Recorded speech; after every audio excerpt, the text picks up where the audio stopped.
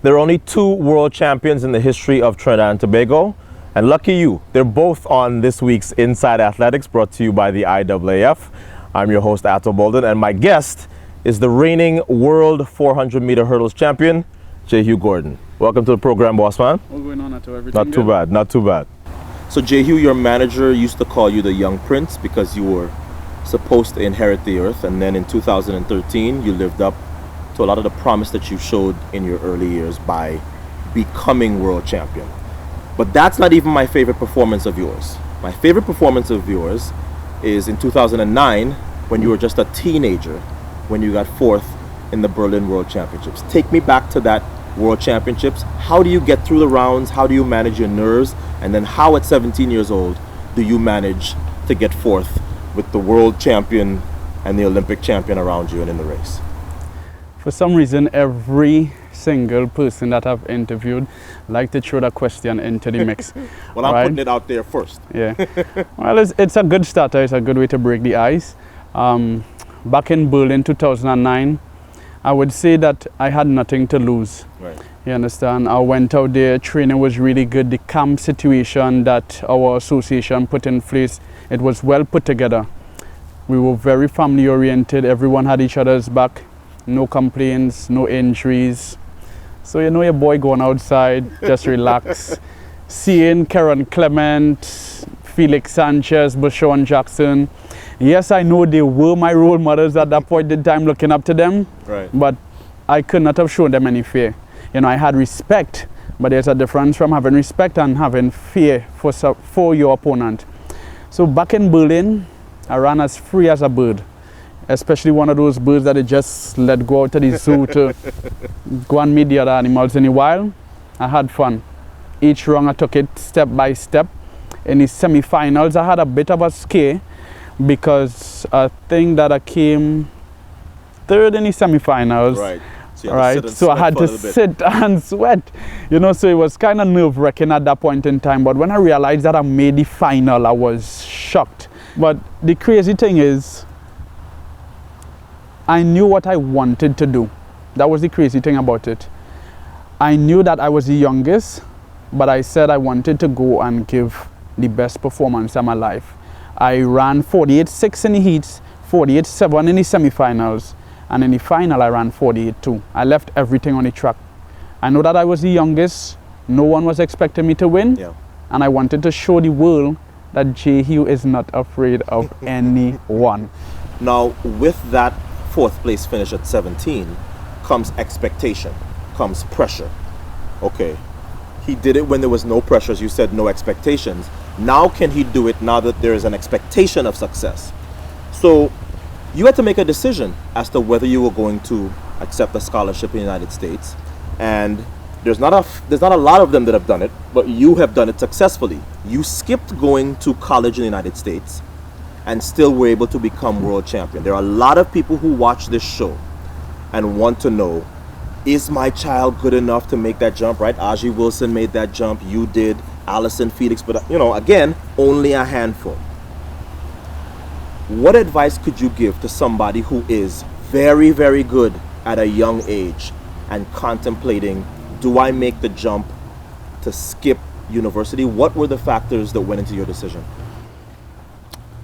It took me almost a year and a half to make that decision. So you didn't take it lightly? This is something you really thought about? Yeah, and my management team around me, you know, at that point in time, my coach is a level 5 certified coach. He's also a head psychiatrist. He's a CFO at the medical hospital. You know, I have a bronze medalist also a part of that team, Mr. Edwin Skin. I had a lawyer back then. You know, my family, my friends. It was a team decision. You know, so as much as I wanted to do, they also had their input. And I guess we sat down and we weighed the best options. You know, a lot of people stay in Trinidad and further their degree. You understand? A degree is a degree. Right, anywhere you go in the world, a degree would be a degree. Right, the time I was running was 48.2, which was remarkable for my age. So for me to go to the US system where guys were running 48.6 and winning the NCAA, sometimes 49 low, with the exceptions of Karen Clement, you know, running 47.5, 47.6.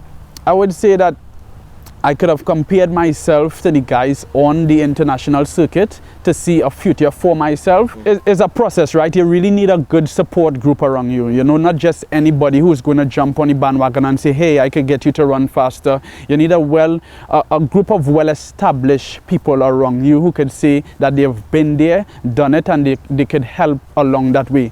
Sometimes helping along the way means letting you go and freeing up yourself, right. you know, so it might have been to go overseas. But I think I was still developing at 17 years old. I was not ready to leave at home. My mom was still cooking. She was washing my clothes still, right? So she still does it up to this day. She still does it up to this day. So I must say that the support of my family has been very instrumental in me just staying at home, right? And also the well-esteemed group of people that I have or that have been supporting me since I was 12 years old. So now let's talk about 2013. I like to go back and look at old races when I'm getting ready for these shows. And I went back and I looked at your 2013 New York Grand Prix race. Was not a good race for you. And I looked at that, and then a couple months after you being world champion, I said, you know what? Something that year clicked. I don't know if it was just fitness or if it was something in your head or your technique or something that you fixed.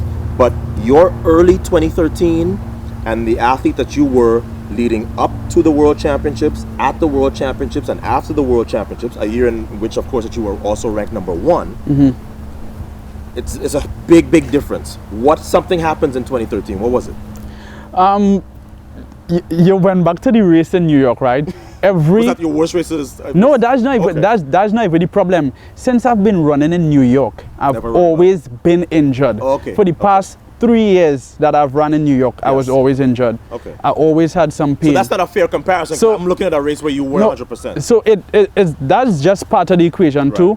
But the way how my coach kind of grew me towards practice, he always kind of built, you know. So I would not say that I'm always at the best shape in New York, but he kind of grooms me in a way that I'd be able to run, you know, later down in a year. So sometimes you see me starting to run fast in July, you know, because I don't run much 400 hurdle races in the first place or much races earlier on. Compared to high school, when I was in high school, I'd be running 4x1s, 4x4s, the 800s, you know, having that workout in between, and I don't run as much now as a professional, you know. So it's not to say that we don't want to run much races, but sometimes you have to look at the long-term effect and see about your body. That's why Kim Collins is doing what he's doing today, you understand? And I guess if that's what my coach wants, you know, I also want to have a long span in this sport and also to make a name for myself. So I can't get vexed with that, man. And I neglected to mention that you're also a world junior champion in this event.